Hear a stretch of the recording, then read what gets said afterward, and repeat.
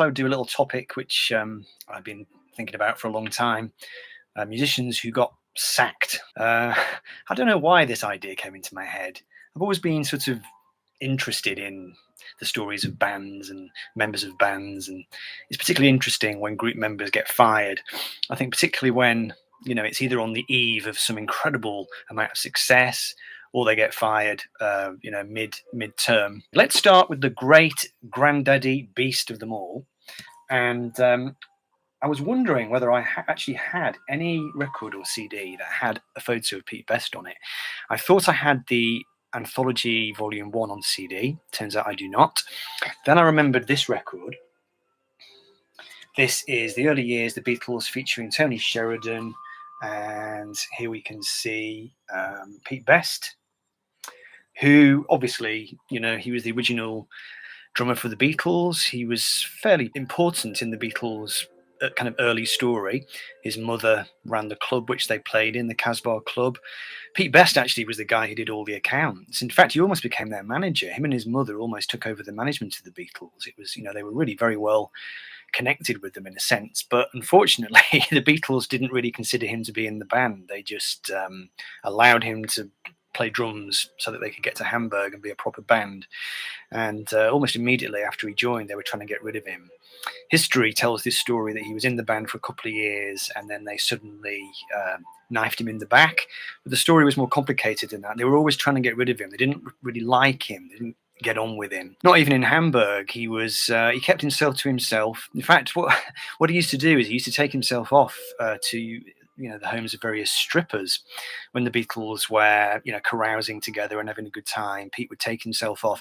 The really famous story, of course, is when they all went to get their haircuts. Their friends Astrid and Klaus Vormann in Hamburg, these very kind of intellectual, arty, bohemian German friends that they had. Paul, George, and John, and maybe Stuart Sutcliffe all went to get their haircut, and they all had the Beatles' haircut. Pete, of course, never had it.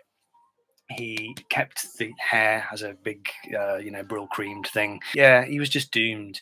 The Beatles did 4 sessions, I think, prior to being famous. They did a couple of sessions for Bert Kampfer in Hamburg. On both those sessions, Pete's drumming was identified as being the weak link. In fact, they took his bass drum away from him and asked him just to play on a snare drum for both those sessions, both those Bert Kampfer sessions. Then, of course, there was the Decca audition, which the Beatles failed, and Pete's drumming, again, was singled out as being crap. Then they did the EMI audition for George Martin, and yet again his drumming was singled out for being crap.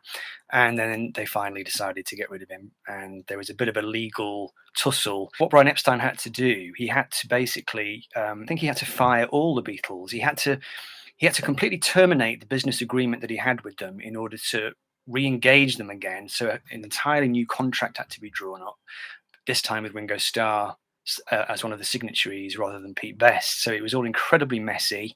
Famously, the Beatles did not face Pete. They asked Brian Epstein to do it. Anyway, he was sacked. You all know the story. He was dragged into the Beatles manager's office, told that he was being replaced, and then what happened next was kind of interesting depending on how you kind of view it, because Pete Best then sort of basically spent the next 50 years cashing in. He still cashes in to this day. He's the man who put the beat into the Beatles, and he still plays gigs on Merseyside, and he's played that ticket for all it's worth, and good luck to him. He did eventually become really wealthy when the Beatles did the anthology. He was paid a couple of million, I think, for the tracks that got onto the anthology. So there we go, Pete Best. So next one we have the Stones. Incidentally, if you have any stories yourself about musicians who are sacked or fired, please do drop them in the comments. The Stones. Now, the Stones is an interesting one because they also sacked a member of the band. In this case, he was a founder member. In fact, Keith Richards always said that Ian Stewart was the main guy in the band. He was the guy that got them together, that first encouraged them to get together and rehearse. And he was basically fired for just not looking right. Ian Stewart was a kind of cardigan-wearing golfer, and he only liked to play boogie-woogie piano music. He didn't like any other kind of music. And he just didn't look right. He had this big kind of square jaw. His hair was all wrong. He looked about 55, even when he was about 21. And the Stones fired him, but unlike the Pete Best situation, they kept him on as a kind of road manager, and he then spent the next whatever it was 40 years, being their road manager. But he did end up playing on the records. He played a lot of boogie woogie piano on the Stones' records through the years. So they sort of kept him within the organisation. But I always thought it was kind of, part of the reason why they kicked him out of the band was that he didn't look right. This is 1964 or whatever, and bands had to have a certain image to appeal to the teeny boppers. But I always wondered, why didn't they get him back in the band? From about, say, 1974 onwards. By then the Stones were so huge, who would have cared? And I always thought it was, I don't know, just slightly not really on, really, that they didn't properly bring him back into the band. There's a clip of him playing the piano at the end of the Dirty Work album from 1980, whatever it was, and it's such a short clip, and they put that clip on the record after he'd died, because he died, and then the Stones were making an album at the time, and then they put this little clip of him playing the piano on the end, but it's so fast you sort of blink and you miss it. And it seems to be such a kind of measly tribute to him, really. And then, of course, Brian Jones also got sacked from the Stones. And he was probably the first in a long line of musicians, and we'll come to a few more, musicians who were basically fired for being off their heads, taking too many drugs, just not being able to handle the fame and just all the pressures of it. Brian Jones famously disintegrated, started behaving like a complete moron, and had to be fired, and within about a year or so he was lying dead at the bottom of his swimming pool. So such a brutal story with Brian Jones, and but there you go. So yes, people fired for being slightly not quite right in the head. Syd Barrett, of course, interesting story there. They sort of let him go quietly. It was a bit brutal, but not in the same way as the Pete Best scenario. Pete Best was sort of booted out unceremoniously. What happened with Syd Barrett was they just quietly stopped picking him up in the van because he was basically ruining all their gigs. He would go on stage and just play one note on his guitar all night. He was very unpredictable. He would refuse to lip sync on TV appearances.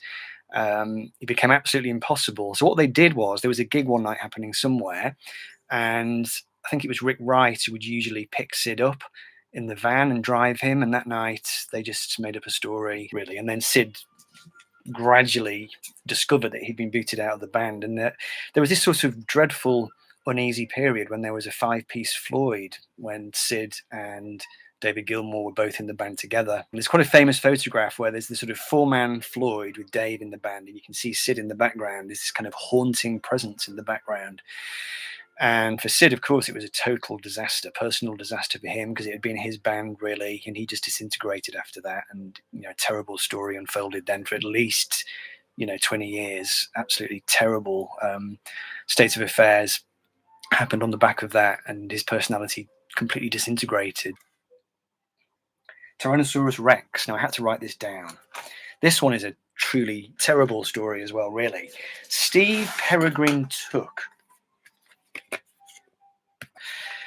was the original bongo player in Tyrannosaurus Rex, who obviously they kind of made their name as this strange, hippy-dippy kind of mystical, elfin, wizard kind of folk act on the London Underground circuit in the 60s. Kind of, incense and magic mushroom type territory. They were hugely innovative, and Mark Bolan started to make some waves on the scene, but essentially he fell in love with the idea of being a pop star or a rock star, and he put the Electric T-Rex band together with Mickey Quinn on drums. Steve Peregrine Took was unceremoniously shown the door, shall we say. And then this is the amazing part of the story. 10 years later, he died. He had a drug problem, so I think he was addicted to cocaine, but he died, get this, he died from inhaling a cocktail cherry. Now, I don't know whether that was by accident, whether he was inhaling something else and the cocktail cherry went up his nose, but essentially that was the cause of death. On the death certificate, it didn't go down as a drug misadventure. It went down as he died from suffocation from having inhaled a cocktail cherry. So that's what became of Steve Peregrine Took. What a cheery topic this is for a Saturday afternoon. I'm trying to go chronologically with this, but I might not. I might come slightly out. Bebop Deluxe. Bebop Deluxe. And a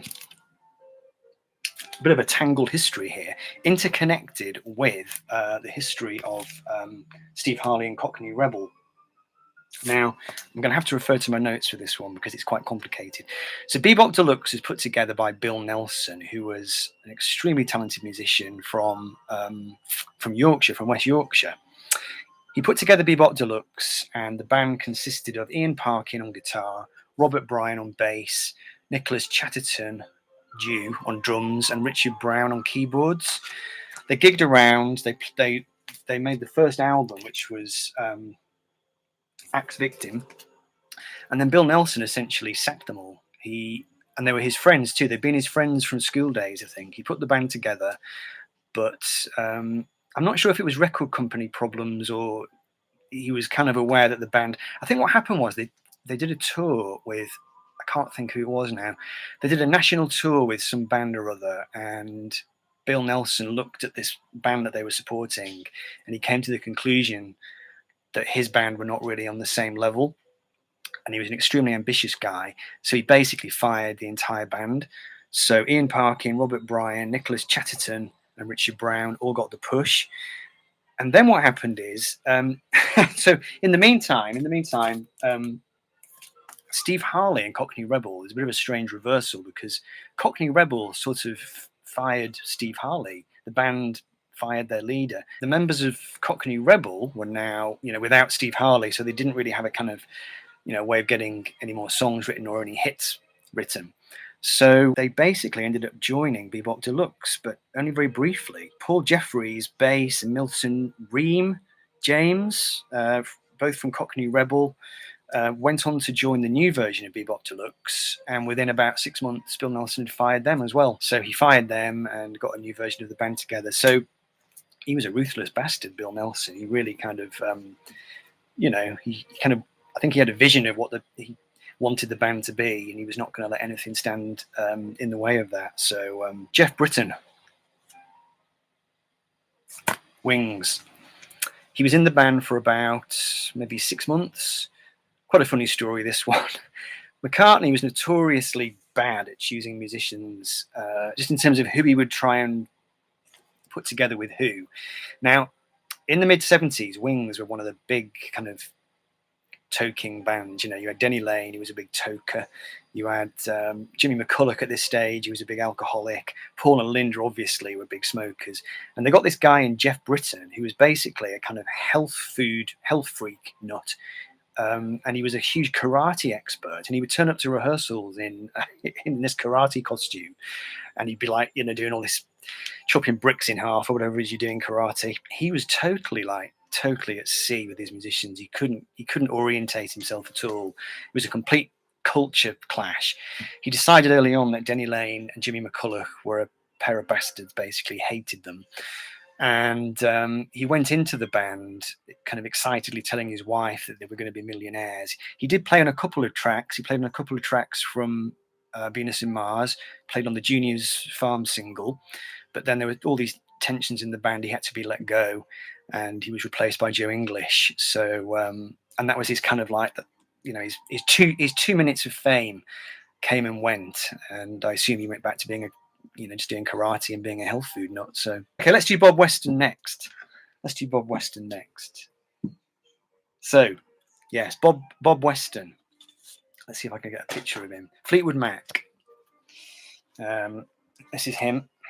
The ins and outs of this story are pretty complicated, but I'll try and do it quickly. Essentially, Bob Weston was having an affair with Mick Fleetwood's wife. Mick Fleetwood found out about it, and they tried to continue for perhaps a few dates on this tour. They tried to, because I think they needed the money. I think they were a bit in debt, so they had to fulfill some contractual obligations. But then basically, Fleetwood then decided he couldn't stand it, and he called a band meeting, to which Bob Weston was not invited, and he just told the others he's got to go. Glenn Matlock, Sex Pistols. Now, was he fired for being too good?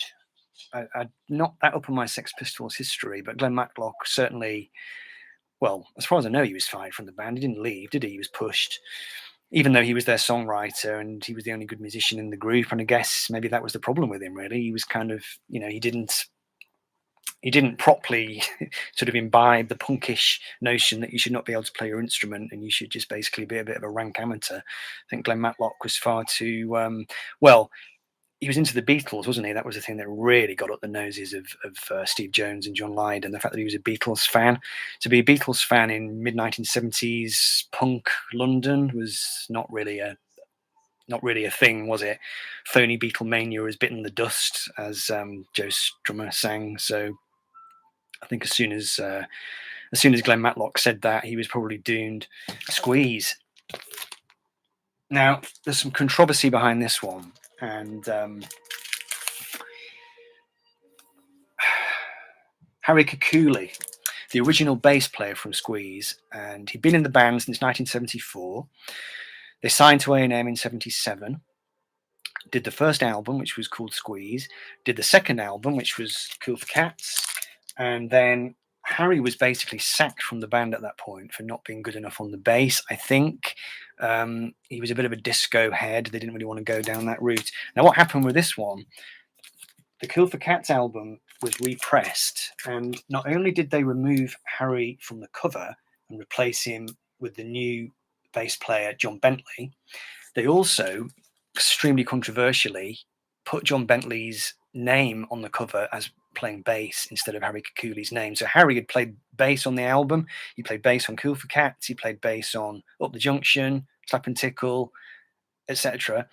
Sacked from the band, name taken off the record, his credit for playing bass given to his replacement. When the CD of Cool for Cats was finally released, eventually it was released back with the purple cover again, and the original photo of the band was replaced on the back, so the credit went back to being Harry again. But that was pretty brutal stuff, really. Squeeze were always very, very ruthless with their bass players. Years later, they broke up in 82, reformed in 85, got John Bentley back in for one gig, got his hopes up, brought in a guy called Keith Wilkinson, who was then with them for several years, and then sacked him because he wanted some songwriting credits.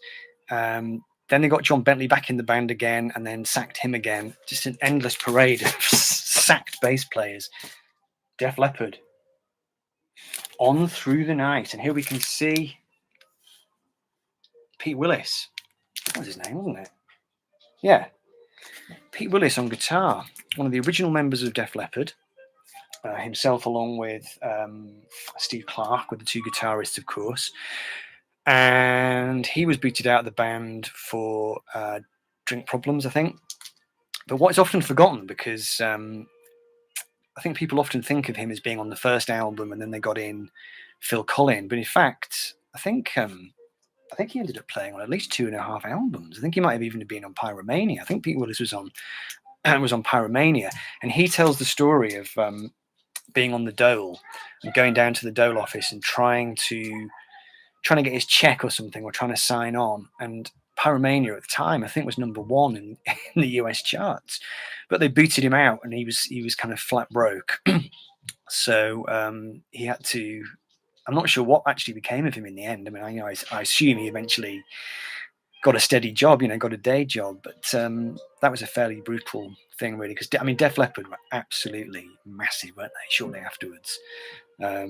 Hysteria, which came out in whenever it was 84, Def Leppard became the biggest band in the world for a few months. So Pete Willis must have been really kicking himself.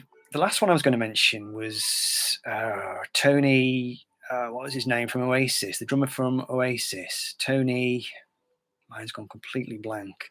Anyway, Tony Carroll was the drummer on the first Oasis album, and he played a couple of tracks on the second album as well. He played on Some Might Say on the second album, and with him, he didn't get on with Noel Gallagher, or rather, Noel Gallagher didn't get on with him.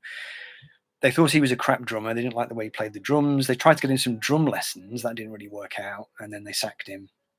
And they got this guy in to replace him, Alan White. Alan White was the brother of Steve White, who was the drummer from the Style Council.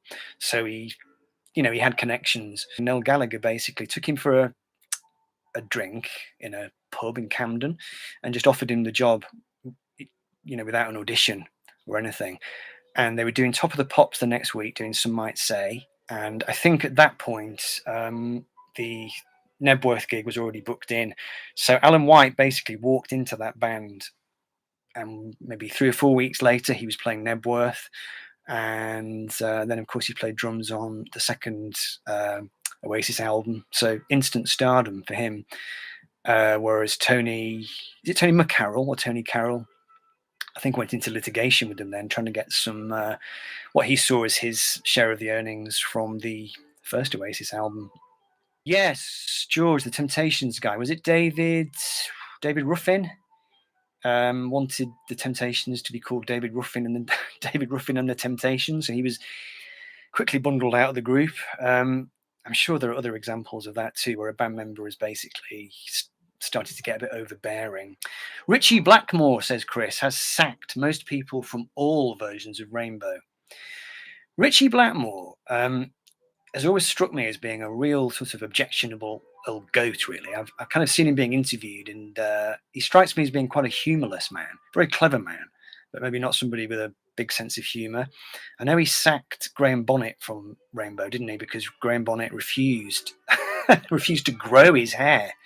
He had short hair, and they didn't think it was right for a sort of heavyish band, even though Rainbow were not a big heavy metal band, really. They were more like kind of radio rock band at this point. I mean, he sang vocals on All Night Long, didn't he? But he had this kind of short hair. Richie decided his hair was not right, asked him to grow it. Graham said no, and I think that was the end of the line for him. John Downing, David Ruffin kept turning up to gigs and jumping on the stage after he was sacked. My God, that's desperate, isn't it? Imagine that. Chris says that Ronnie James Dio that it would have been Richie Blackmore sacked Dio and Joe Lynn Turner. Why did he sack Joe Lynn Turner? He was a good vocalist. Too effeminate, right? Okay, that's interesting. So he sacked Graham Bonnet for being too masculine, maybe, and then he sacked Joe Lynn Turner for being too effeminate. So there was clearly a very kind of narrow spectrum that you had to fall into. You had to be just there on the dial. So thanks for joining me for that one. Thanks for your suggestions. See you soon. Bye.